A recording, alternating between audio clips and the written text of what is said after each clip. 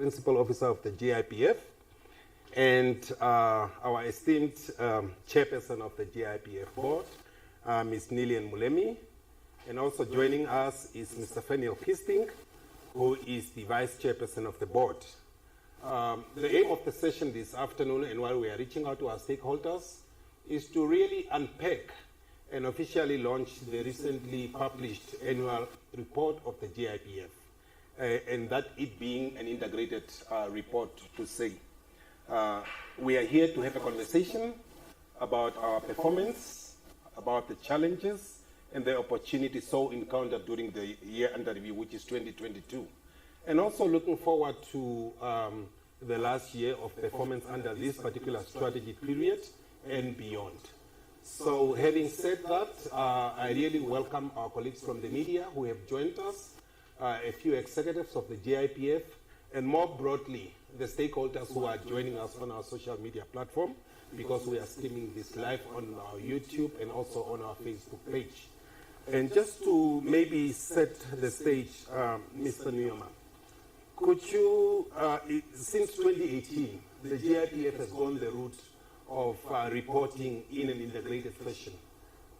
Why this style? And what is the significance of that for the fund and for reporting in this manner? Thank you very much, Mr. Shiramba, and good evening to the viewers, our key stakeholders, our members, especially our pensioners for whom we are created to serve, and also to wish them a beautiful, healthy, and prosperous new year. The integrated report stems from the need to report holistically in terms of international financial reporting standards, and also in terms of the codes to which we subscribe. That is the governance codes, the NAM code, as well as the King codes on corporate governance.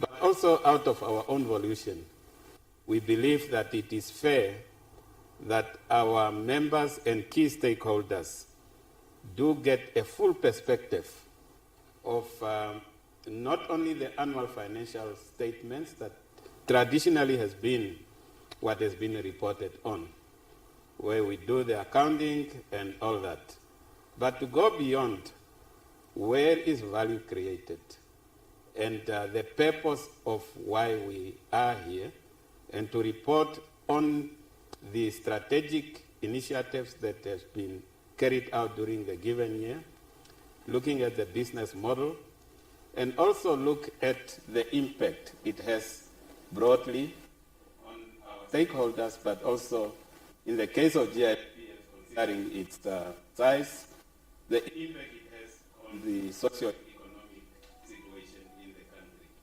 So in that respect, this report gives you that perspective of that holistic what we do. And it's very interesting, and I would like to encourage our stakeholders to access it on our website, or those who are lucky to get a physical copy. Anyway, it's a beautiful report, to have access to it and enjoy reading it, to appreciate the length and depth of what GIPF is all about. Thank you very much, CEO. We will definitely come back so that you can get into the depth of the report at a later stage. Now, turning to our chairperson of the board, Ms. Nillian Mulemi. This is your report as the person at the helm of this institution in terms of governance. It is also your second year now in your tenure as chairperson of the board. What has been your vision in this leadership role since you took office? Thank you very much, Emily. First and foremost, let me recognize the CEO and the chairperson of the Audit and Risk Committee, who is also the vice chairperson, for their presence, and also everybody else that has joined us virtually, for several trustees that are here today, and all our stakeholders. Compliments for the new year. It's been a hard 2 years for us, both from a COVID perspective and also the energy markets that pushed inflation very high. So I wish you good health and God's blessings. Yes, we are happy today that we are launching our annual report, but at the same time, very grateful that the board reappointed me to serve for the second term as the chairperson of the board.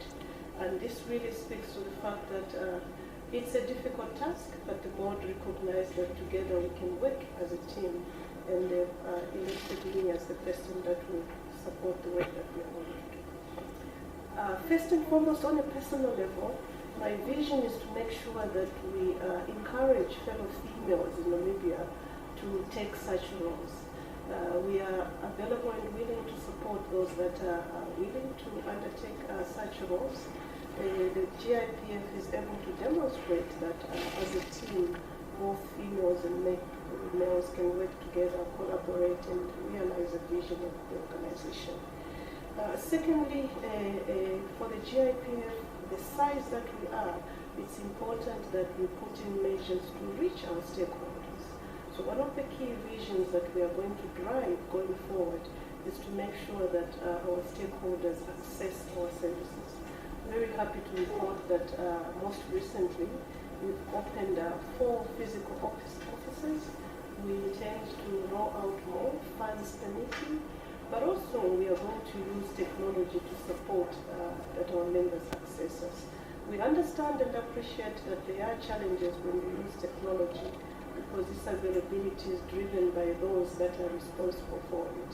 So we understand that it may not be possible that the use of technology is accessible to all, but we appreciate that this is where the world is going. So we will exploit what technology offers us in order to increase access. Also, one of the key visions for the fund that we would like to exploit is to improve our internal controls.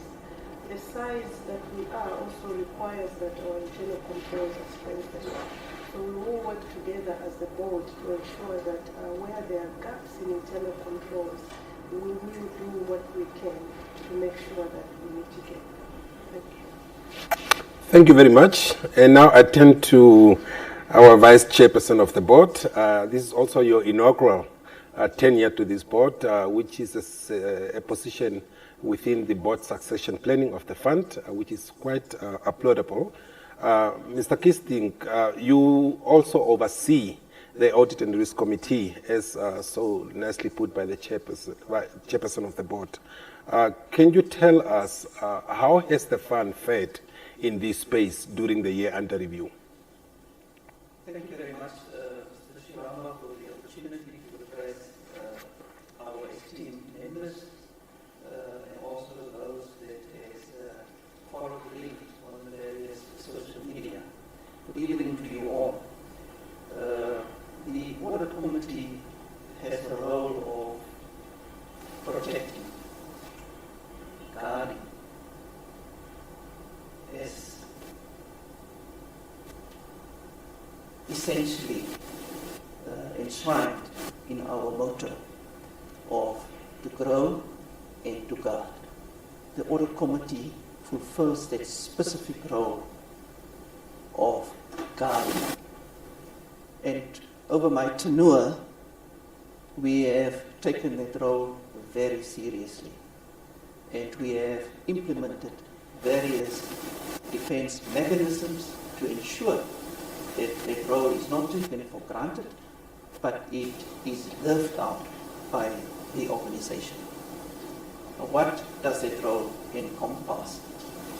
Basically, the Audit Committee is there to ensure that there are sound internal controls that is working effectively in the organization. The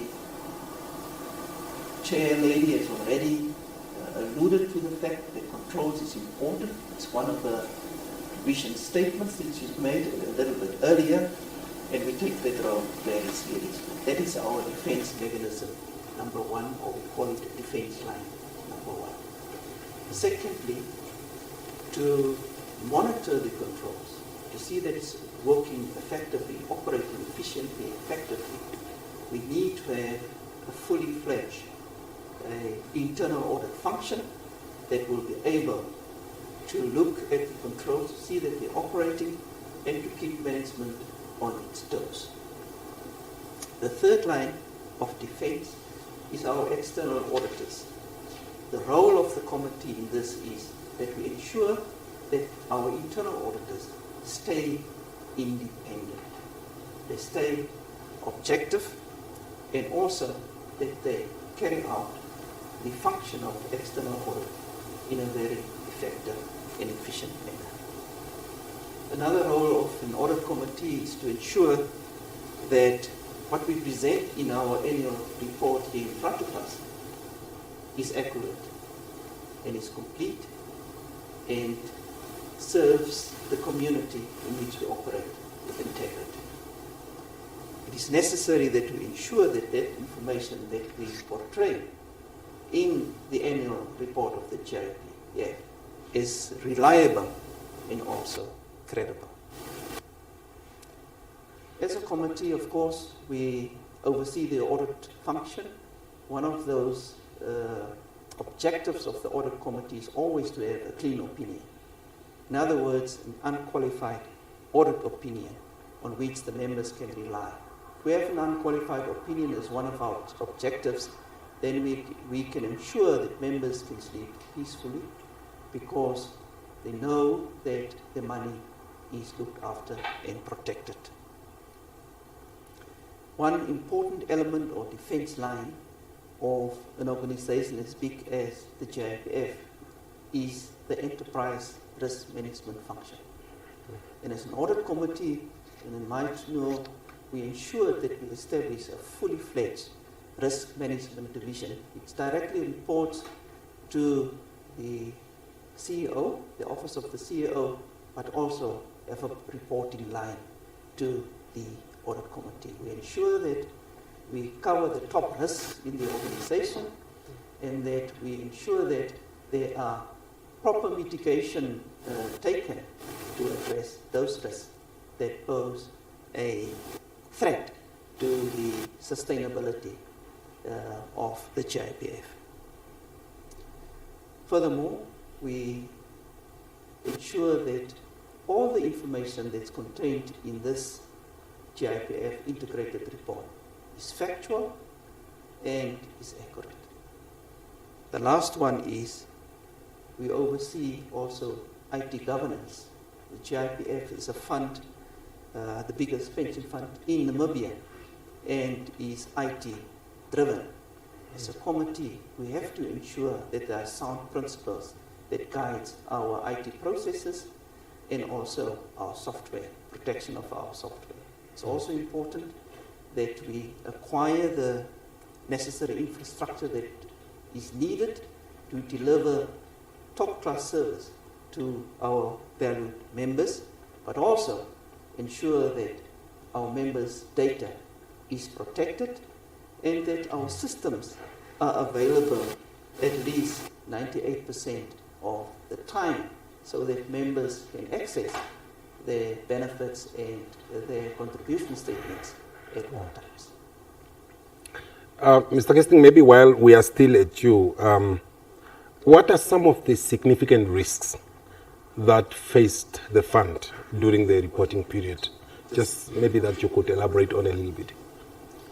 The most important risk that is facing the fund is to ensure that the fund remains sustainable. That is our objective, and the risk that goes through that is to see that we generate sufficient returns on our investments to ensure that the fund becomes sustainable. A risk that also goes with that is cyber risks. Cyber risks is preeminent in the whole world. It's the number one threat for most of the organizations because we know that protection of information is essential, and also to ensure that there are no fraudulent transactions in that sphere. So cyber risk is one of the risks that are faced by the GIPF. Another important risk is the the continuous change of our legislative sphere, in that we have the Film Act coming soon.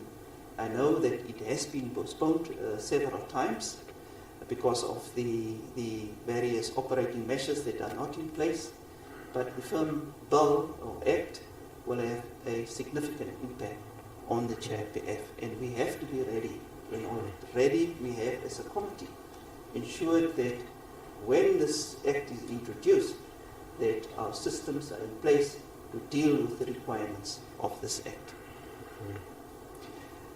Another risk is disruptions that may happen to the fund. We've seen with COVID the tremendous disruptions that will occur if you're not ready for it. And therefore we have to ensure that our risk procedures are robust to ensure that we identify, especially black and blue swan events, beforehand, so that we can protect the GIPF assets.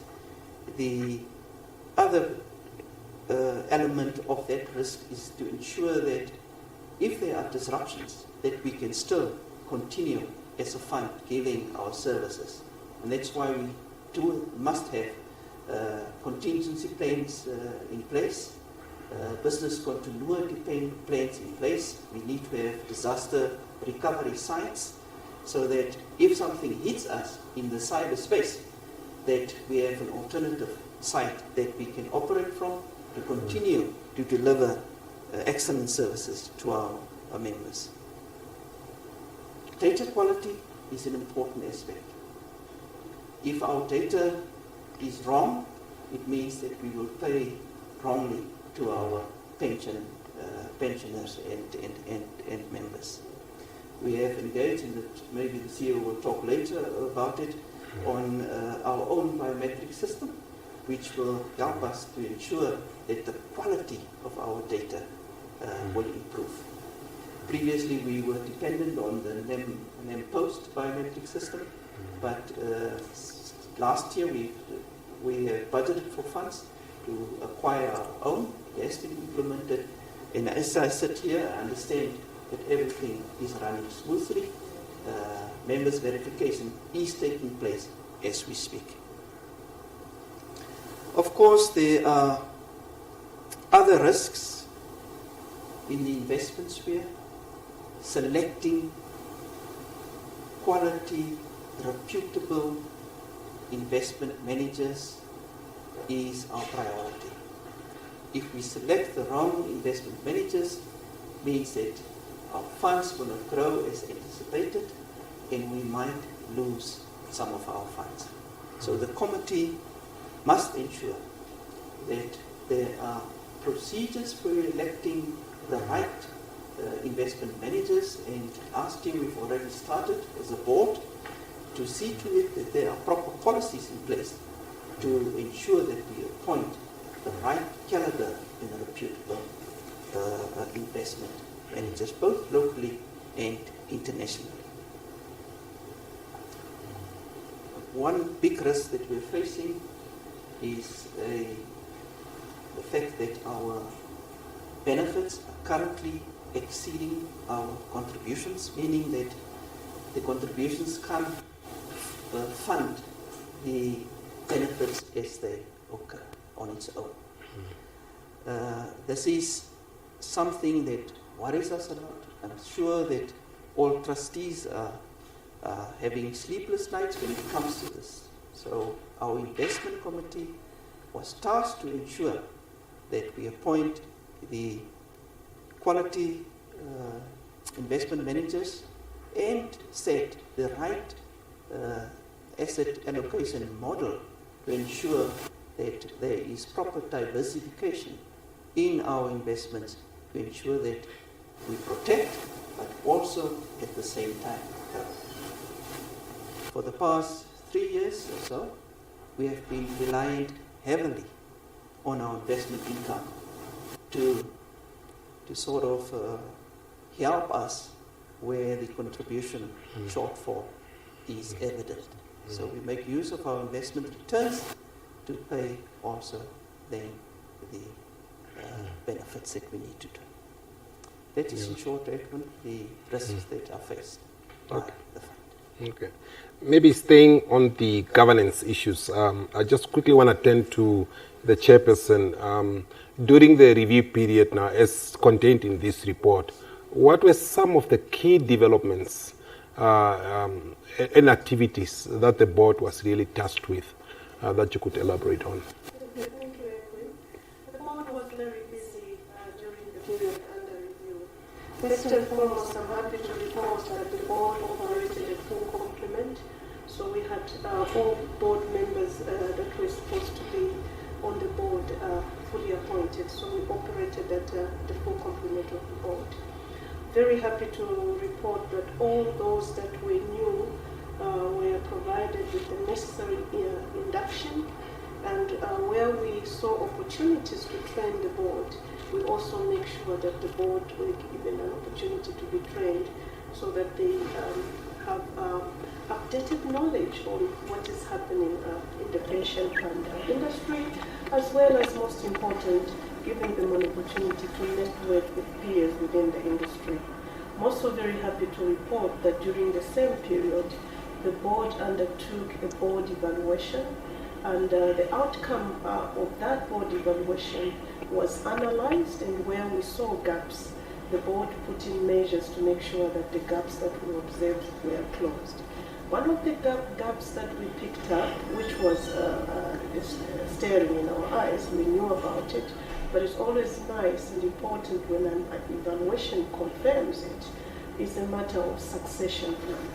We recognized as a board that it's important to make sure that we put in measures of succession planning. And as a result of that, I'm very happy to report that the board already took action and appointed, through policies that we developed as a result of that finding, a chairperson of the board.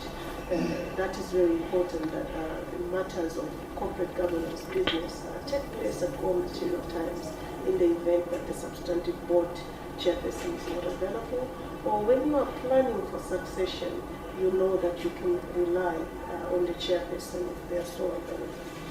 I'm also very happy to report that the board continued as part of its role to set the tone on ethical leadership.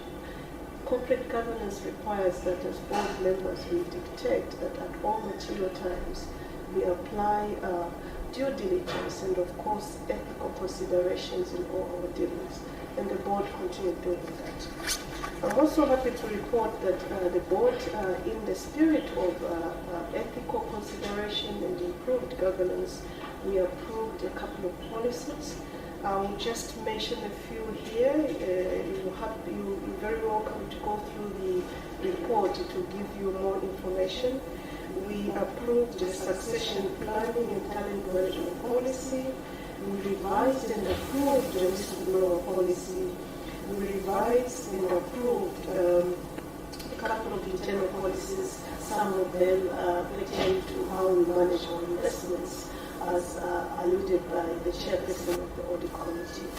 I'm also very pleased to report that some of the key decisions that the board made, which will have an impact in the economy, one of them is we approved, after our rules were amended and approved, the pension-backed home loan. I already launched the pension-backed home loan. We are now busy with the administrative processes related to it so that we can launch it.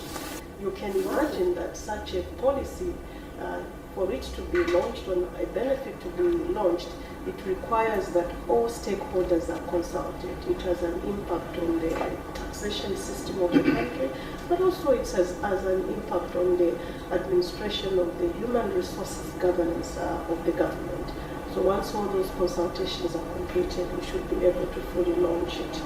I'm also happy to report that we undertook our actuarial valuation report for the 3 years ending the 31st of March 2021 that we also launched. We've also automated our ethics management modules. We are also happy to report that we granted our pensioners a 4.62% increment for the financial year 2022-2023. It needed to happen in the financial year that ended so that we are able to implement it in the new financial year. And most importantly, our assets are managed using the asset liability modeling. This model assists us to understand our liabilities and also come up with a strategy that we can use to invest our assets. The board is required annually to review that model and approve so that management can then implement that model. So I'm very pleased to report that that model was already approved and management was now tasked to implement it. In a nutshell, those would be the key highlights that I would point out in terms of the work that the board undertook. Again, our viewers joining us virtually, the media present here, the integrated report is a tool to understand the nature of business of the GIPF and some of the successes and challenges we experience, but most importantly, it becomes your factual tool that you can use to extract data, interpret, and report. We are available as the board and management where there's a need for more information to provide more information so that the reporting that results out of it is factual. Thank you, Chairperson. And during your intro remarks, CEO, you talked about the depth of our performance. I would like you to spend some time now and look at how would you characterize the performance of the fund during 2022 when you look at our core themes of sustainability, service excellence, employer of choice, and also how we fared in terms of compliance, because we operate in a very, very highly regulated space. Could you shed a little bit of light on our performance with a little bit more statistics? We will take a short break, and then when we come back, we will take that answer. Okay.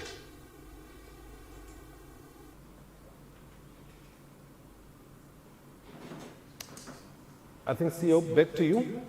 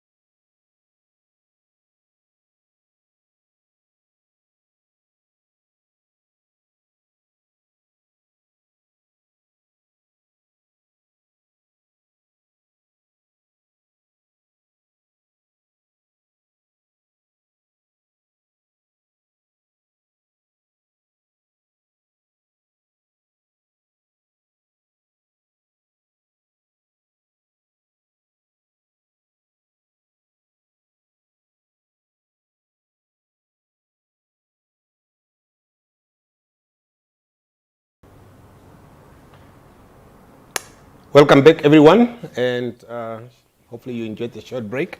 We left off where we had asked the CEO to shed a little bit of more light now specifically on the fund's performance.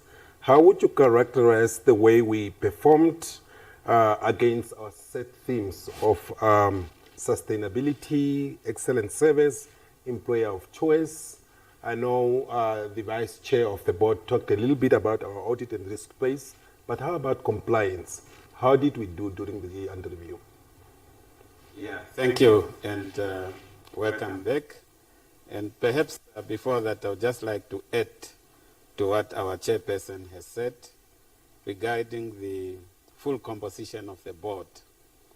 And that is not only full composition, and I think the chair may be out of being humble, is the excellent skill mix that we have.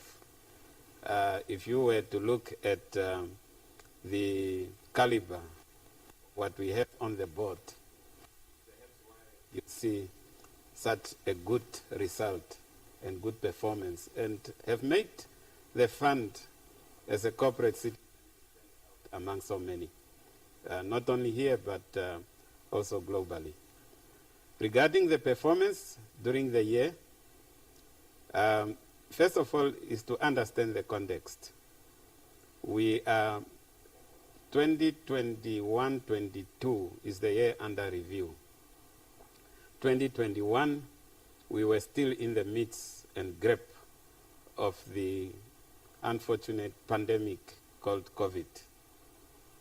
And 22, we started re-emerging and life slowly returning to normalcy.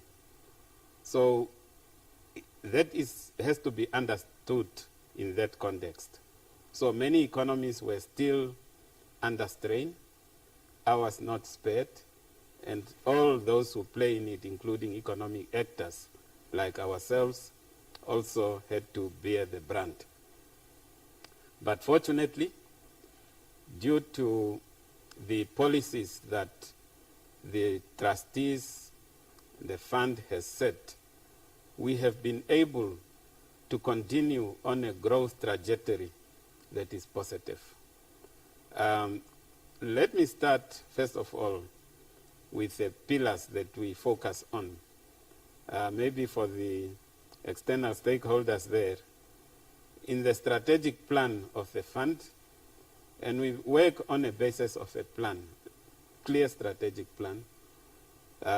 We have been on a 5-year strategic plan where certain targets are set on the basis of what we wish to achieve. And in that regard, 4 pillars were identified as critical to achieve the objective, the key objectives of the fund.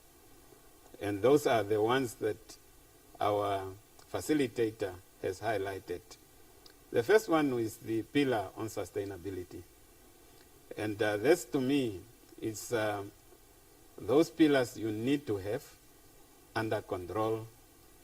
And I like saying you cannot distribute poverty.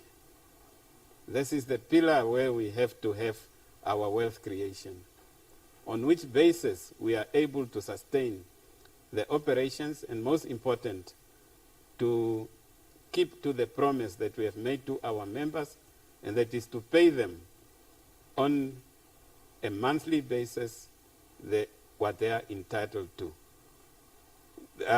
I'm glad to say we have seen during that period a good growth again of 8.6%, and the fund has grown from asset base of 135 billion Namibian dollars to 147 billion Namibian dollars.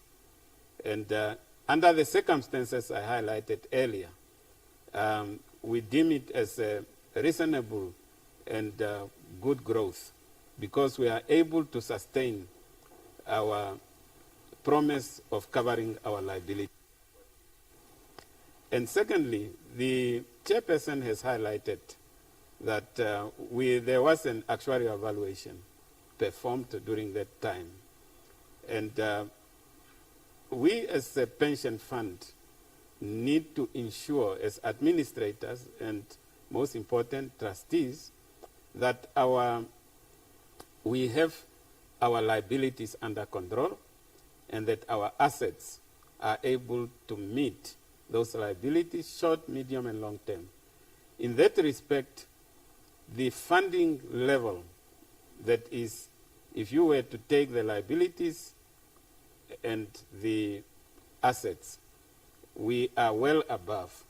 In other words, it's almost like the asset test to check, or they call it litmus test, to check if we are able to meet our liabilities in the long run or not, by a factor of 13.6%. It's very important to contextualize this. At a global level, if you were to do research, a lot of pension funds are well below 100 in terms of their funding level. In other words, they operate on a deficit basis. So we are proud that we have been able to sustain the fund in that positive trajectory. We also have seen successes in terms of the basis on which we are established. That is the service that we deliver. The board has challenged us. If some of the pensioners, our esteemed stakeholders who have been beneficiary of this fund, they can attest to it. First of all, at no point, even during the time of the pandemic, did we miss out a date of payment, which we usually do on the 28th of each month. We pay on time, but what has become perhaps relevant to this period, we human beings perhaps, or humanity, like to be subjected to some form of crisis, and then we can get better. Here we have been able to sharpen our information systems, that we are able to pay much more faster, much more efficiently, and that has enabled us to do bulk payments with greater ease, despite the pandemic being at play. So in that respect, I'm very happy that we have kept that. And to move further is on the issue of turnaround times. There was a time in the history of this fund, not long ago, that it was not uncommon if a member has got a bereavement and they wish to have funeral payments, that it could take days, sometimes up to a week, but we have managed. And I thank the board for having put us on our toes and said, management, staff, you need to do better. We have been able to turn around those turnaround times from days to hours. And we are moving to a situation of real time. In other words, while a member comes and make a claim here at the fund, especially funerals, we want to see real time. Before you leave, it clicks in your pocket on the cell phone. And I believe it can be done, and we are almost there. We have seen with regard to the other benefit payments, like retirement, it is not right, and it should not be, that a member retires in a given month, say in February, but then you have a break of income for the next 2 months or so. No, it shouldn't be. And I can happily say we have broken that, and we are able to pay reliably within the period that a member retires. And I have it on good authority, looking at the statistics. On average, within 14 to 21 days, we do pay out. And then the next month, we fall onto the monthly payment. These are significant strides that we need to continue to build on. And that's why one of the objectives of the fund, we have this claim that we want to become a leading pension globally. It's exactly that. We want to be counted among the very best. And others have to learn from us how to do it even. And we are going that way. We have no doubt about it. We focus a lot on governance. Governance is the steering wheel of the organization.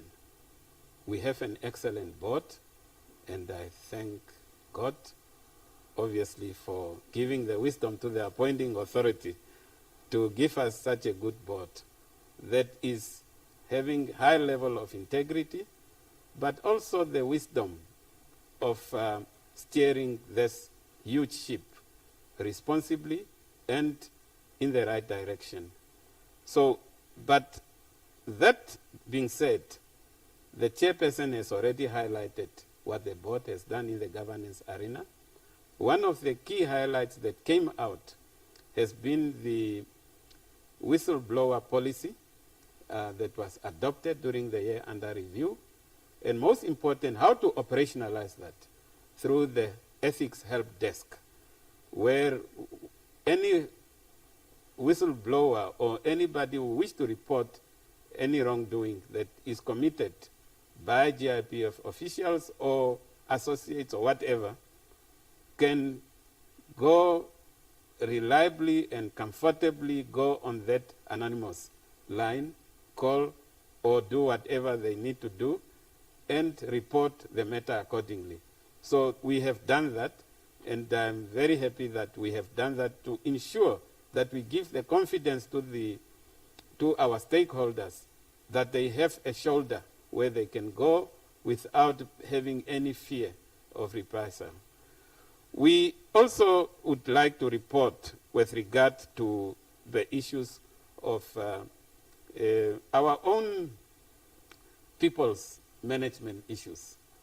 It's one of our pillars also, that at the end of the day, we do all these things, we need to have a good team. We particularly focus on one area, and that is leadership growth. All the managers and supervisors went through a leadership development program, and we have, on the instruction of board, come up with skills development, targeted skills development programs that are very specific to the needs of the organization and to steer this organization to higher level in terms of the levels of efficiency and what we need to do to make the organization tick. So in a nutshell, that is what it is. And perhaps I would say something on the investment front. We have, if you look into the report, 52% of our investments are in Namibia. And the threshold that we have been given by the regulator or by the legal framework is 45%. But the board has seen it necessary that wherever possible, whereas that if the 45% is what we need to meet as a minimum requirement, that is merely a minimum. We need to do more if we see opportunities that are available and that can answer our asset, strategic asset allocation requirements. So in that respect, we have invested heavily in Namibia. If you were to take 147 billion and you take even just half of that, it means a significant amount of money in Namibia. Some of it in the listed space, and a lot of it also in the unlisted space, that is in the real economy, if you may wish to. There, I particularly would like to highlight our investment in the affordable housing. As of now, as we are talking, we are reaching 7,000 housing units developed in this country, making us perhaps the biggest housing provider. It's not our main business, but we see it as a need and an investment opportunity, and there is a need. And also, it makes us comply with the social responsibility component in terms of the SDGs that so many people talk about. We live these things. Then we look at the issue of educational services. GIPF is invested in various schools. We have committed serious money there, transport and logistics, and then infrastructure and energy. We have become one of the biggest energy investors in this country, providing over 100 megawatts of power. And that is significant. If you were to think about it, that Namibia today relies on plus minus, is it 400, 500 megawatts of power. And we are contributing that significant amount. And we are still counting. The beauty with it is in the clean energy space. That is renewable in terms of the solar. But recently, we even have ventured into wind energy. We are the pioneer investors there, and we are very excited to be part of that. Obviously, after all due consideration and diligence. So, that is our story. You can get very excited about the performance of the fund. But I think, colleagues, let's change gears now and truly allow the colleagues from the media to help unpack us this annual report, more so from that understanding of the populace you report for, who probably have keen interest in some sections of the report that our panelists can help to really unpack and review. So, colleagues, the floor is open for that interaction. Just indicate your house or whether you are an independent person, so that we can just take those questions, and you may direct it to anybody on the panel. The floor is open. And we are also taking comments on the charts for the stakeholders there who are live. Please get typing. Mr. Njevera. Good evening to the panel, everyone present here, everyone following on the live stream. I'm Njevera from Nuyoma newspaper, reporting on the business section. So according to a report, the Namibian market is still shallow, GIPF level tech, so in terms of limited investment products. So we just wanted to know, are you advising the Namibian market on what to do to improve in this space for you guys to start investing more in that space? The second question is that, what are some of the common cyber risks for the fund? As the board deputy chair is one of the risks. And touching on the FIM Act, what are some of the challenges that GIPF expects to encounter, and what is the overall take on the Act? On my fourth question, what causes the mismatch between the benefits and contributions that CEO has mentioned of? Thank you. Let's take those four, and please feel free to share in the answers. Where do I start? Okay. Chairperson. Good, thank you. I take note that there's an interest in what is out there as investment opportunities, the cyber risk, FIM Act, and lastly, why have we experienced a maturity of our fund? I will touch on investment opportunities. I'll also touch on why our fund has matured, and the rest of the panelists will touch on cybersecurity and the FIM Act. Let's look at investment.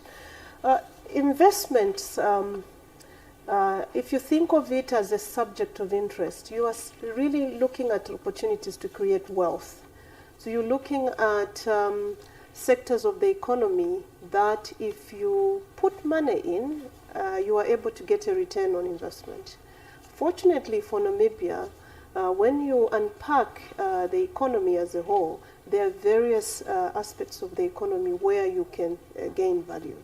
We talked about energy. There is a global crisis of energy around the world over.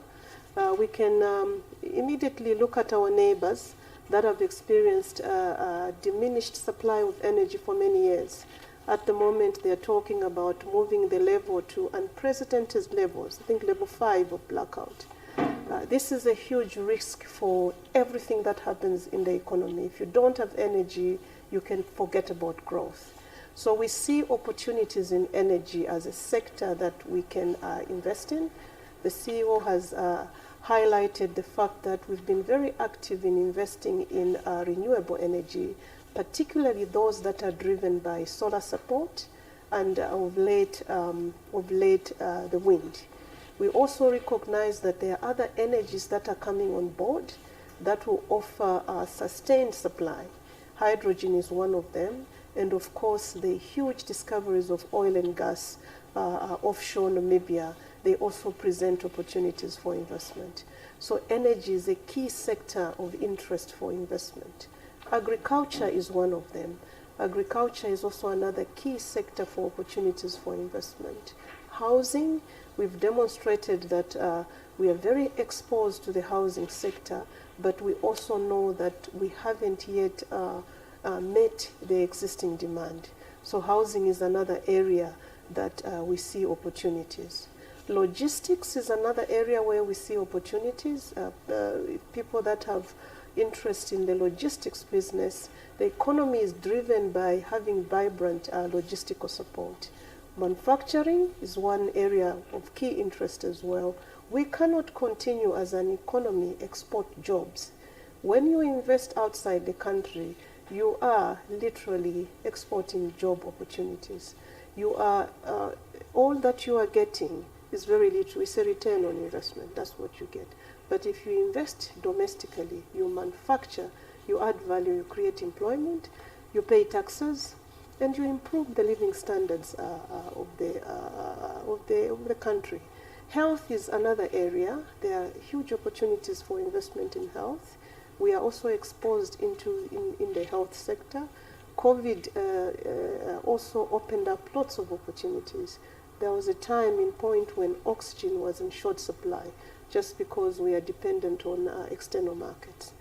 So those areas, I'm unpacking them, but those are the areas where we see growth and encourage Namibians that have investment ideas that will generate wealth to look into them and work with our fund managers who will then undertake the necessary review and consider them for investments. While I'm at this point, I want to emphasize the fact that we are investing pension money. The money that we are investing is pension money of government of Namibia's employees.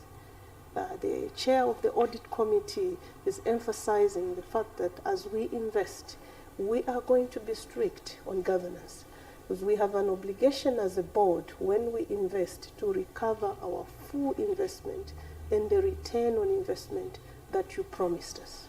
At some point, we have a responsibility as the board to ensure that what we promised our members as a pension, we are able to pay.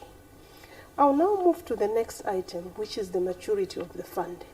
You have rightly recognized the fact that there's a mismatch between the benefits we pay and the income that comes in. This is very common with the type of fund that we have. We have a defined benefit fund. We don't have a DC fund. A DC fund is very easy to administer. Whatever that you have paid in as a pension and the interest that you accrue, when you call the money, you are given that amount. So it's a very clean investment risk return you give it. But at the DB fund, we are promising to pay you a certain amount of money when you retire until you die. We've made that commitment and it's part of our rules. And a couple of other benefits that are very generous. For instance, your spouse, if you die, we are going to continue supporting your spouse. And various other benefits. You can just zoom into our rules to understand the kind of liability that the fund has that we are expected to meet because we are managing a defined benefit fund. What are we experiencing at the moment? The fund is maturing. It is maturing because those that are paying into the fund, and let me put it this way, the value being paid into the fund and the value being withdrawn, the value being withdrawn is higher than the value being paid into the fund. So we've experienced a maturity. This is common everywhere with funds of this nature. We are recognizing this as a challenge for the fund. Right now, we can confidently say we have a mitigating intervention to deal with it. We do have a longevity reserve, which we are able to call and make sure that at any time when we are required to pay pensions, we can meet it. At this stage, the fund is in excess of 9 billion. The report will give you the factual report on it. But as the trustees, we've recognized that our fund has matured, and we need to monitor that risk proactively to ensure that when there is a call by a member to claim their benefit, when they retire, when they resign, when they die, all those benefits that we promise, we are able to meet them. So this is what it means when we say there is a mismatch. It doesn't mean that the fund is not sustainable. We are just recognizing that it has matured. And there are many issues that draw maturity. Previously, a long history, again I'm going further here, is that there was a baby boom. So there were lots of children being born, so the people that were being employed were more, and those that were retiring, the two numbers were matching. But now we are encountering a situation where families are smaller, yet those that were born when the baby boom was up are still around, and they are retiring. And most importantly, the health system is very good. It can support their life. They are living longer. So we've got also an issue of longevity. So how do you navigate the fact that there are few people contributing into the pension fund, whereas there are more people that are withdrawing out of the pension fund? And again, this is a problem common with a defined benefit fund like the GIPF. However, I want to conclude by assuring our members, and these are government employees, again, commenting on that because the GIPF is a pension fund for all those that are employed by the government, that we do have an intervention to mitigate this growing gap by the longevity reserve, which is available that we can call and use. However, as the board, we've recognized this as a risk to the fund. We've escalated it to our new strategic plan, which we are currently drafting, so that we monitor it at all material times. I've touched on the two areas, and I'll yield back to the facilitators, so that the matter on cyber security and the FIM Act can be, they can comment on it. Okay, I think I'll turn to the Vice Chair for the cyber security this question. Thank you, Edwin, for allowing the opportunity to address those two questions. The cyber attacks experienced by the GIPF is mainly phishing attacks. We receive around about over 50,000 emails per day, and our systems have to be robust enough to deal with those attacks on our systems. So it's quite a lot of for an organization like us. Phishing attacks is an attack prompting you to click on an email and taking you to a different website to extract information from you, posing as the original website. So that is quite prevalent here, something that we deal with. But our IT department is embarked on the latest technology, ensuring that we have proper firewalls in place to deal with such an attack. We've thwarted many of those phishing attacks. At one stage, the GM Finance and the CEO was also targeted, especially on the signatures, but we thwarted them. So it is something that we look closely as a committee.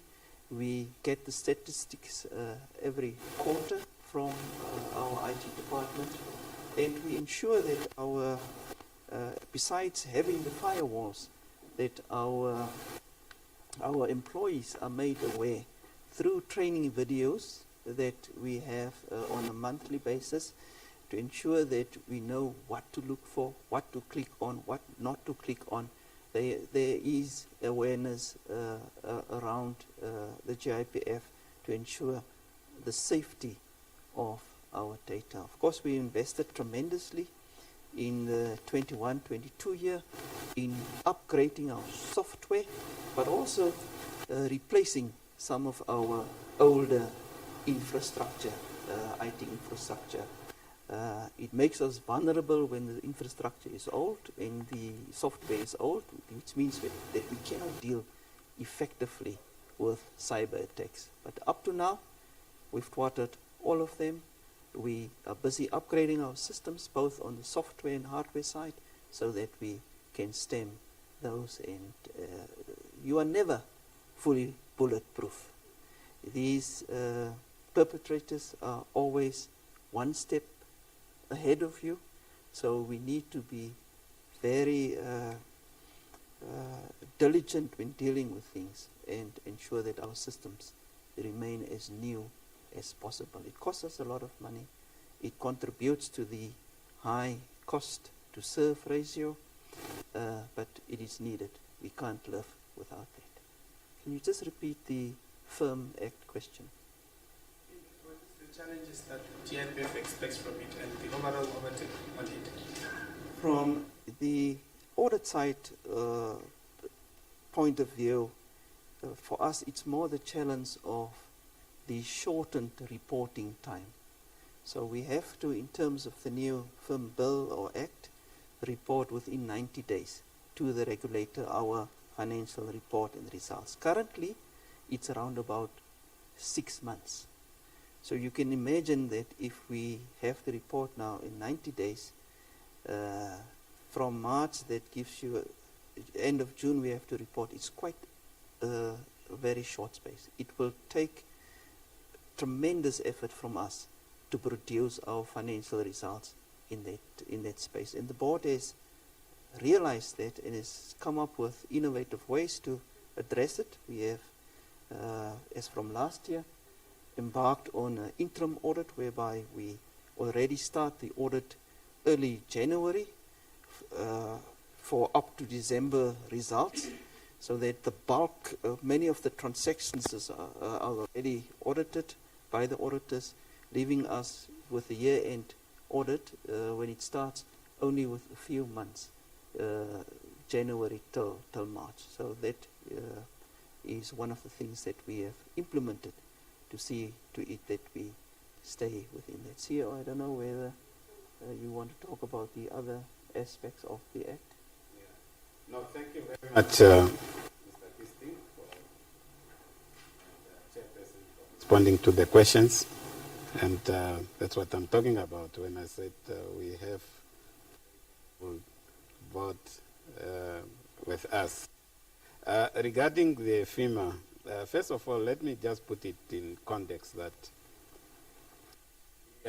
currently governed as pension funds, not only GIPF, by the 1956 Pension Funds Act. 1956, I think none of us in this room were. It's a long time ago, well before the realities of today have emerged. So it is just responsible that statutory authorities review the legislative environment and make it current so that it's able to respond to the realities of today. Obviously, we have got used to do set things in a particular manner, and change is not always appreciated because it disrupts what we used to know. But there are certain realities we have to deal with. Obviously, we have to look at the reasonableness thereof too. And the challenge with FEMA, obviously to us as GIPF, as the biggest tree in the forest, it assumes that we are all the same size. And to us, that is the biggest challenge. Like the chairperson of the audit committee have highlighted, that reporting requirement, I'm not so sure is practical enough. Obviously, we'll give it a shot because we need to comply, and we want to comply. There are so many other elements in there that we believe, as GIPF specific, they will give us all sorts of challenges, including the issue of election of workers' representatives, where there is a requirement with regard to workers, to be 50-50 and to be directly elected, unless I've read something wrong there. You can imagine GIPF with a membership of 145,000. I don't know which electoral commission we'll have to appoint to do that. It will give us logistic nightmare. So some of those details can give us all sorts of practicalities. Requirement to make available annual reports and other reports physically to people, to members. Obviously, if you have a membership of 20, 30, or 100, or even 500 is nothing. You can imagine the cost implications of all these things if we have to do prints in that way. Not all our members have access to multimedia or to through the, like you have in your hands right now. So it will give us challenges. We have to see how that goes. And I hope there will be an element of understanding of the need to be practical about all these things. If I have to go deep into it, FEMA is a big document. We'll be here all night and for the rest of the week. Thank you very much, CEO. Erastus? Yes, thank you. I have also six questions here. I will start with the investment side. Yes, the team highlighted that yes, most of the opportunity in Namibia are around energy, housing, and the healthy sector. And if you look at that sector, we have few listed companies. So that means that these opportunities are in the unlisted space. And if you look now, we have a cap, we have a threshold that we cannot go beyond a certain threshold according to the regulatory framework that exists. So how are you going to maneuver that limitation to go more in these unlisted space where the opportunities are? So that is my first question. Then my second one is regarding ESG. GIPF is the biggest in our economy, so we influence where the money is. So in terms of complying to the ESG, I know the Arabic Prosperity, the second one, it was even given a directive that the country should draft its own ESG framework for the private sector to adopt. And I also know that GIPF is one something internally. We just wanted to know how you are trying to influence your more than 20 investment managers or unlisted investment managers to go on the ESG route.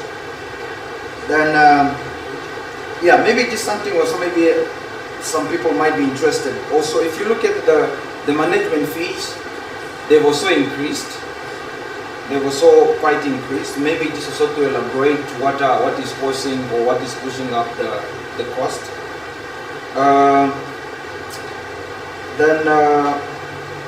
Data on data.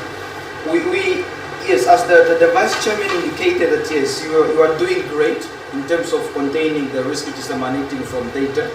But if you look at what has last year transpired is that some of the data breaching came from internally. And that actually have a big impact in terms of your asset liability model if you're not going to be fed with realistic statistical data of your people. So maybe just also to touch on that and to give us something how you are going to contain the internal issues rather than just focusing on the external one, if we can add to that. And domestic asset requirement, you did so well now to go beyond the 45, which is really, really commendable. And I'm just going to come back to that asset manager, if it can also be used to influence either the regulatory to change the threshold if you are going to, not for you to be so overexposed just to the listed space of things. Then lastly now, what is your comment on the 75% provision, which the public are either fighting? Maybe just for GIPF to comment, because if I'm looking at your statistics there, they are indicating that in terms of your payment to those who have resigned, it also increased. Transfers have also increased, and also your transfers in terms of cash have also increased for those who have resigned. Looking at that it also have an impact in terms of the 75% provision in FEMA. Then last one on the biometric. We have seen that the public are somehow, to a certain extent, unwilling to give biometric information. So how are you handling that? And given that the fact that you really, really have to have this information in terms of ensuring that whoever you are paying is the right person, given the resistance from the public, how are you handling or how are you convincing the public to give you biometric where there is no law or any provision that can ask them to give you this information or this data? Thank you. Quite a basket full of questions. And I guess that's the whole point of unpacking the report. Let's start with investments. Especially the opportunities in the unlisted space. How will we maneuver this? I'm sure you took account of the questions. I don't have to repeat them, but let's start with investments, ESG, all of that. Okay, CEO? Thank you very much, Erastus, for those questions. Regarding the issue of you see, in terms of unlisted investments, the requirement is that we should a minimum of 1.75, but there is a ceiling of 3.5%. The board has seen in its wisdom already to make a request for an exemption on that score, so that we play a bigger role in the economy. And that was granted to go beyond, is it 7.5? 7.5%. So it gives us latitude for us to be able to invest much more broadly, and in terms of the volumes, also more voluminous. And we are making use of that exemption that we have obtained accordingly. And secondly, on the issue of ESG, yes, the board has crafted and adopted an ESG policy under responsible investment.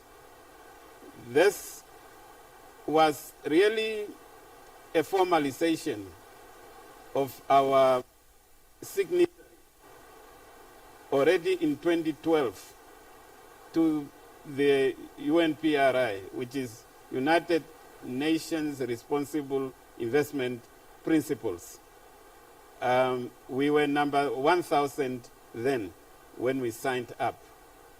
And we have already then made it a requirement to our fund and asset managers to always consider these principles when they do embark upon any investment. Last year, I think around October, we had a special session with the whole investment community of GIPF. That is, those who are resident in Namibia and international, whether they are asset managers or fund managers, where we were indicating to them and sensitizing them to the provisions of the investment responsible policy of the fund. What is the essence of that really? Is to ensure that when we invest responsibly, taking into consideration the socio-economic sensitivities, the environmental sensitivities, the climate sensitivities, and that we ensure that our generations of tomorrow will also have good space to live in. So in that respect, we are already engaging and have made it part of our agreements when we sign with the managers that they, as they look for investments, they must adhere to those. We have a special dedicated team. In fact, the gentleman sitting in front of you, Keshu Siboleka, he has a team under him. He's the manager responsible for that, to ensure that we monitor the investments made and that they comply with the ESG principles. You mentioned something about management fees. I assume, and you said increase of management fee. The question was not so clear, but what I can say is that management fees did not increase. What we have seen, and there was a deliberate approach or strategy to engage all our fund managers and asset managers to look at, considering that the asset base has been growing, what they have under management, whether we cannot have reduction. And I can say we have successfully engaged, especially our major fund and asset managers, on reduction. And there are phases in which we go, when it comes to fund managers in the private equity space, that at certain points, when they are no longer searching for investment but merely maintaining the investment that they have, we always negotiate a downward investment fee. And that we have affected, and it has become a practice to us. Well, on the issue of data, and you referred to incident where we had incident of fraud. Yes. And one thing that I can tell you, human beings are human beings. They are very good, and really, really good. But then there are always those areas where we have temptations. And what makes it more difficult is if your doorkeeper is the one who allows the thief to come in. Just imagine, Erastus, at your house, that I don't know whether you have a bull terrier that guards you or whether you have a doorkeeper or whatever, but what keeps the door, that one that you rely on is the one that opens it. It becomes tough. But what have we done when that happened? It was an element of collusion. We have then immediately, within 24 hours, changed the doors. We changed the locks. And we changed the modus operandi so that we do not have a repeat. And we have got our internal audit team to audit it to make sure that what we have now, we can comfortably assure our trustees as well as our stakeholders that what have happened cannot happen again. And important is that court, whoever going to pay the price of what of things. On the issue of preservation, that is now with regard to the requirements of the draft film. As you know, that matter has been withdrawn for now. It's under review. The Minister of Finance, who is of the FEMA, have seen to withdraw that matter.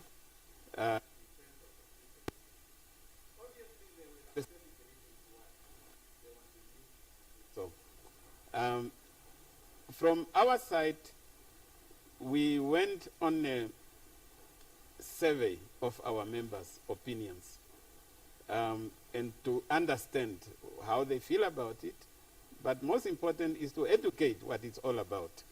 Because sometimes when information is out there and you don't have the full picture, you form a specific perception.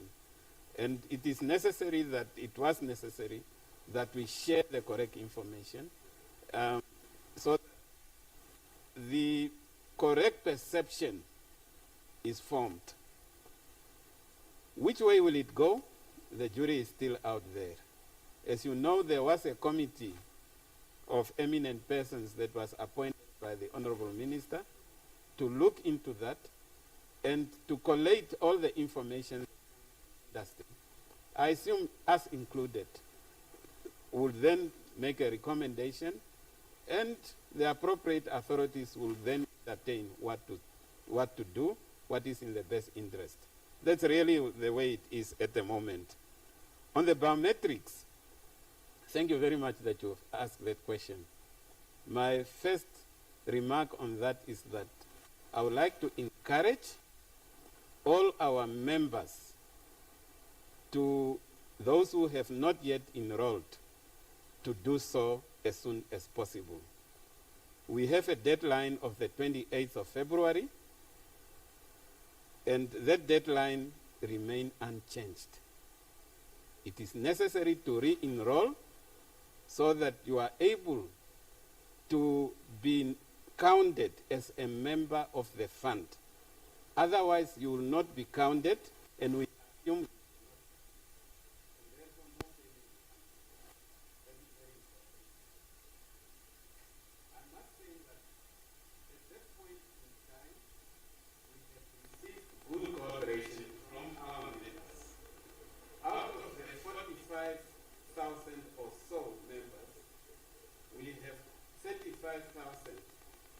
as of today, 35,600 re-enrolled.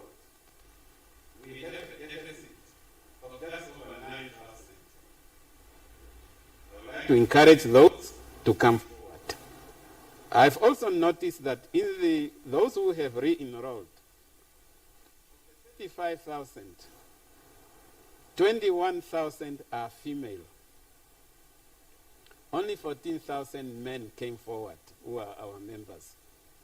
I don't know what they are doing. If they are on a retirement, what is it that you are doing, gentlemen? Tatekulus, all the Grootmen said, the money, they must come forward. And that deficit is almost explained by men not coming forward. It's because your livelihood depends on that income that you get from GIPF. Please come forward, and we meet when we say 28th of February is the deadline. We have allowed this space merely because we need to do so. But the door is open for fraud. Not allow of the request.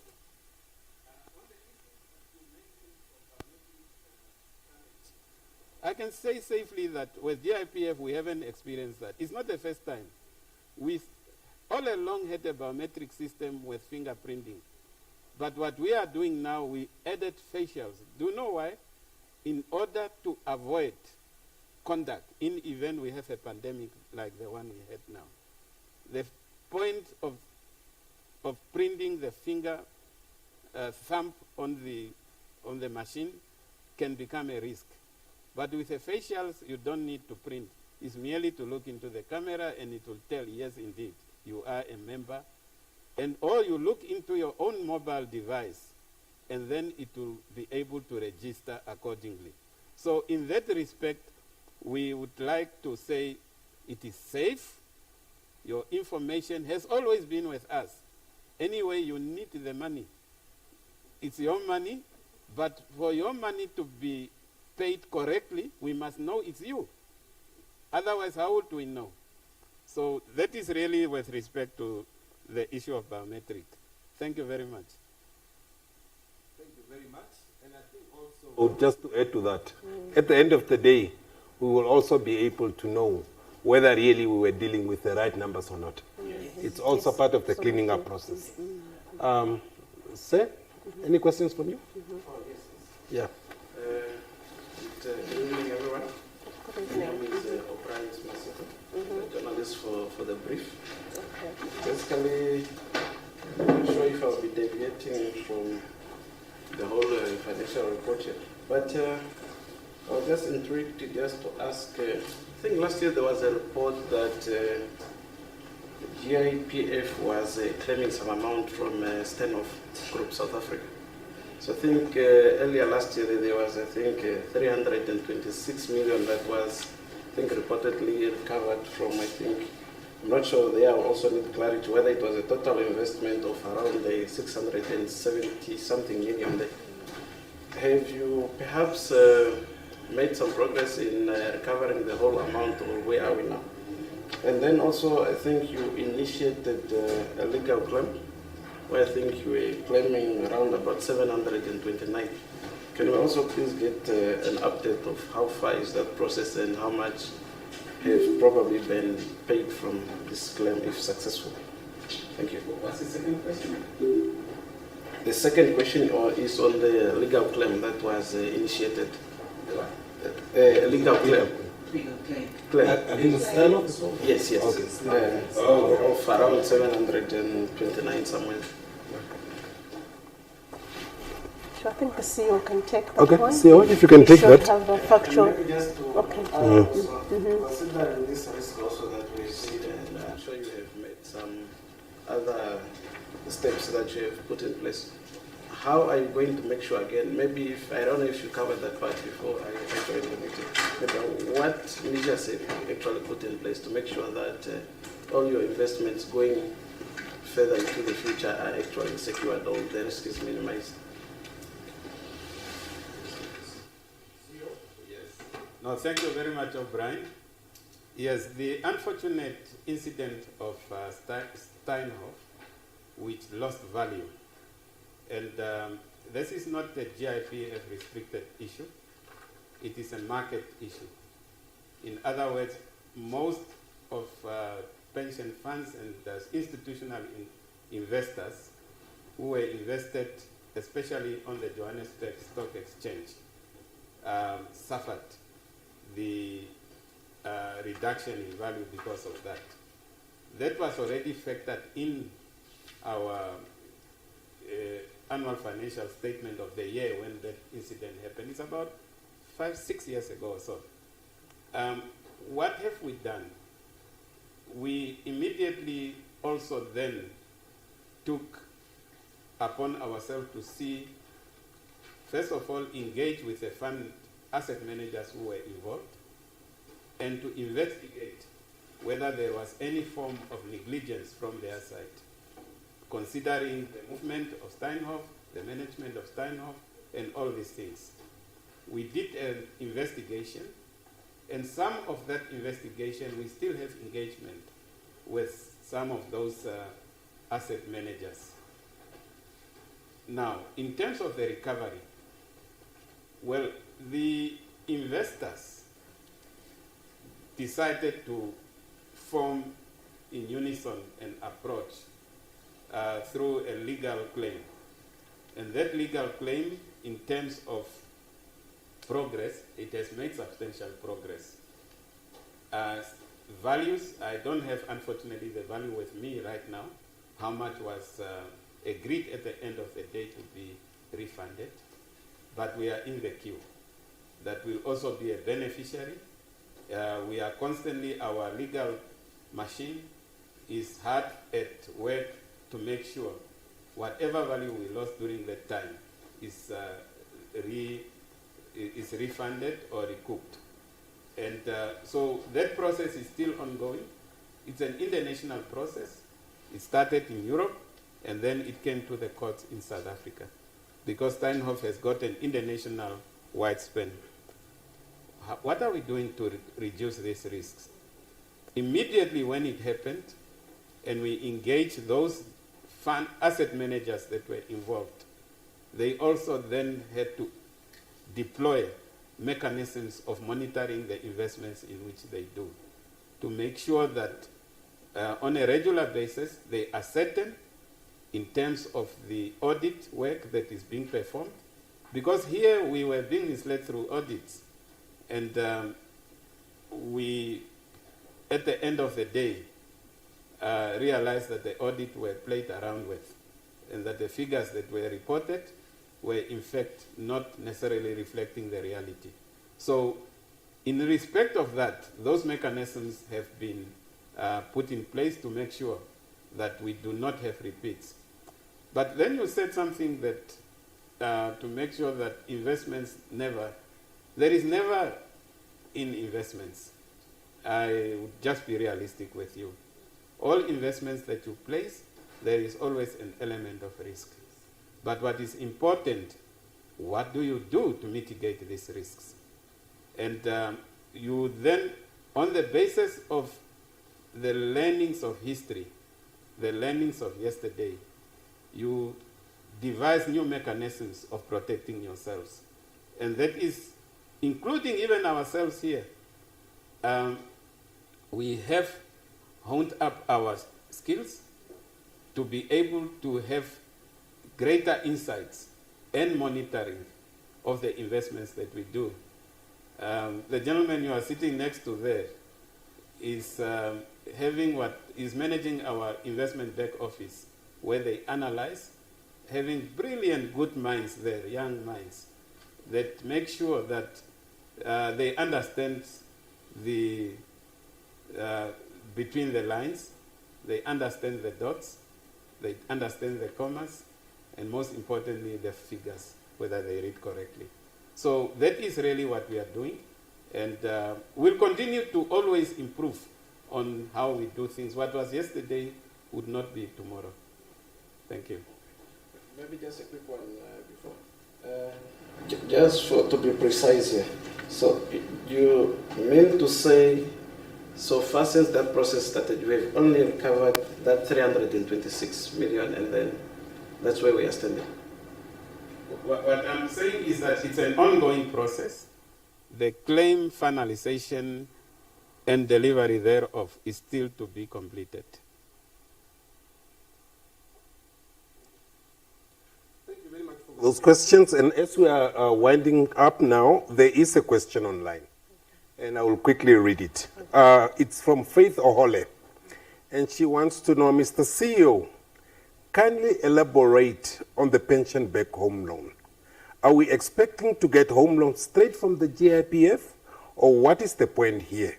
If so, what will be the interest rate benchmark considering the skyrocketing rates trajectory in the banking industry at the moment? Thank you. Thank you very much for that question on the pension-backed home loan. And incidentally, today, at the technical level, we were engaging on this matter, that we need to accelerate the official launch of this process, pending only the signatures from other key stakeholders for us to do so. What the fund has done, and the board, what the board has done, is to appoint 2 service providers that will be able to manage this process. How will it work? It's basically, it's meant, the home loan is meant for members to either acquire, renovate, upgrade their dwellings where they live. That's really the essence of it. It's to augment the already available home loan facilities. I know, for example, most of our members, they are part of the Public Service Commission, where there are home loans guarantees provided. And this is really to augment what is there. It may not necessarily be a full answer. There are other provisions in the market that can deal with that. So, in respect of the interest rate for pension funds are regulated. And we would have to abide by those. So, that is a rate of, what is the rate again? Yeah, what they call repo plus 4, which is close to prime. Not exactly prime, but close to prime. But it is as per regulation. But what is very important is the access to the loan. Here you have now this access through your own pension fund accrual benefit that you can access. And that is really what is important with this. And we'll make available all the information required so that members are clear what is it, how, and where, as soon as all the signatories have been put to paper. Okay, thank you very much. I think we have now drawn to a close. And what I will do in closing, I will allow the panelists just final remarks if you have any. And I will start with Mr. Kisting, and then I will come to the CEO so that the chairperson can close by also officially really launching this report after all this unpacking and review we have done. Mr. Kisting. Thank you, Mr. Shiramba. I think it's important to close off with the financial results from my side. The GIPF fund is solvent. The efficiency ratio is 113.89%, which means that the fund is financially sound. It can meet its obligations as it occurs. The fund is done tremendously, despite the fact that COVID occurred in the 2019-2020 years. The investments has recovered tremendously from COVID levels of 109 billion to the current value of 147.9 billion at the end of 31st March 2022. 21. 22, yes. Your funds are in good hands. As directors, as trustees, we are caution how we manage your funds and how we invest it. We are here to grow your funds, but at the same time protect the funds so that over a long period of time you will still be able to receive the benefits that are due to you or to your spouses or to the beneficiaries that you have nominated. I thank you. Thank you very much. Mr. CEO. Thank you very much. What can I add after such an eloquent presentation? Merely to say that from an operational side of things, management and staff remain fully committed to ensure efficient service delivery, and would always like to have feedback from our members as you encounter our engagement with you, to please share with us where we need to improve. That is always welcome. It's on the basis of that where we can grow where we can see here we are not doing well, therefore we have to improve. But the commitment is 110%. Thank you, CEO. Last but definitely not least, saving the best for last, Chairperson of the Board. Thank you very much, Edwin, and to our listeners, the media. Let me start with you. Thank you very much for participating in this event physically. Your questions that you've asked here tonight are very important because they also assist us to answer pertinent questions that the public would have an interest in. So we implore you, as you go back and report, please report factually. I'm very proud that not only did we deliver an unqualified audit opinion, but also it's an integrated report. It means that we have taken time as the GIPF, not just to provide the numbers, but also to provide comprehensive information about our operations as the fund. We encourage you to use this tool to obtain data, assess it, and then you can report factually. It's actually your Bible. Everything that we knew about the financial year which just ended, we took the trouble to make sure that we avail it under this report. So use it factually. Fellow trustees that are not here, Chair Audit, who's also the chairperson of the board, thank you very much for partaking in this process. And of course the CEO. We are very proud as the board.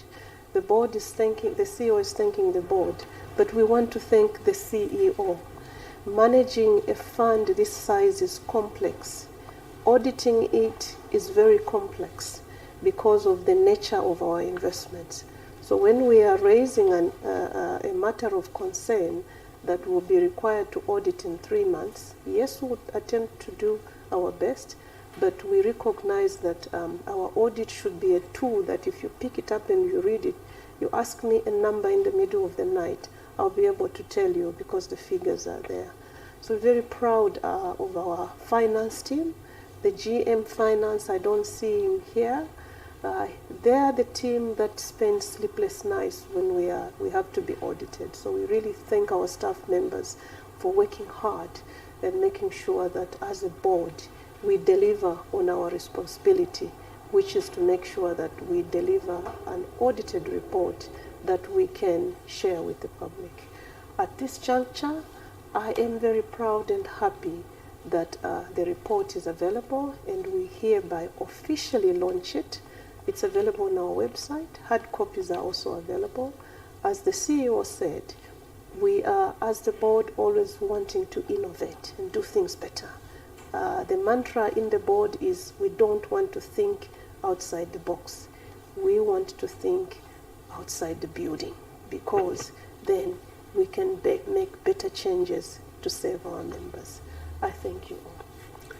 Thank you very much to our 3 panelists. And that is all we have for you this evening. And maybe just to close off from my side on the biometric side, we currently have 4 teams out in the field, 2 teams in the south, and they started from the very southern point of the country, and another team in the very, very remote areas of Kunene. And they are really targeting the very remote areas of our country and these 2 regions. And every morning there is an announcement on radio where the teams will be. And in about another week's time, we will handle Ochodonjupa, Kavango West, and then Omaheke. Because for us, it's to meet that deadline before the 28th of February. So we are really urging, especially the annuitants in Commerce region. We have 2 offices in Windhoek. One here at the GIPF house, and another one at B1 City in Katutura, opposite the Katutura State Hospital. Please visit these offices during working hours, and then you will be able to enroll. From us at the GIPF, a very good evening to you. Remain safe. Thank you.